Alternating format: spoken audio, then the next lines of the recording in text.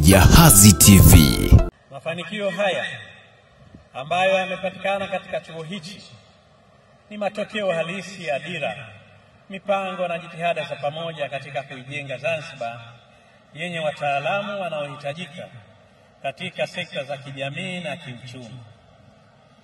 Napenda kutumia nafasi hii kuwapongeza wamiliki wa chuo, bodi ya wadhamini, management ya chuo, wakufunzi na wafanyakazi wote wa Zanzibar School of Health kwa juhudi zenu mbalimbali ambazo mnazifanya na kuweza kupata mafanikio makubwa kila mwaka. Rai yangu kwenu, endelezeni mashirikiano yenu ambayo ndio msingi mkuu wa mafanikio.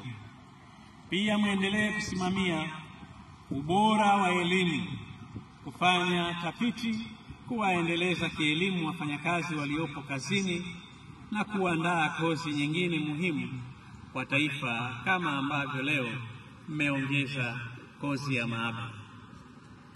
Ahadi yangu kwenu, serikali itaendelea kutoa kila aina ya ushirikiano ambao utahitajika ili kuhakikisha chuo hichi na vyuo vingine nchini vinaendelea kuimarika na kuzalisha wataalamu mbalimbali tunaowahitaji. Natambua kuwa leo ni siku ya furaha na siku ya mafanikio kwa kukamilisha safari yenu refu ya masomo. Majaribio, mitihani na changamoto mbalimbali ambazo kila mhitimu alipitia. Kwa hakika, mnapaswa kupongezwa kwa juhudi zenu na uvumilivu wenu ambao leo matunda yake mmeyaona. Vile vile ni vyema kila mmoja wenu akazingatia kuwa walimu wenu wamekamilisha kazi ya kuandaa kiutumishi katika kada yenu ya afya. Ni matarajio yetu kwamba mtakwenda kuokoa maisha ya watu, kuelimisha jamii na kuwa tegemeo katika sekta ya afya hapa nchini. Nawasihi kujenga utayari wa kiutumishi, kushirikiana na wengine, kujitolea, kuzingatia misingi ya uadilifu, heshima, huruma na utu, kufuatia kanuni za taaluma yenu na kujiepusha na mambo yote ambayo yanadhalilisha taaluma ya afya.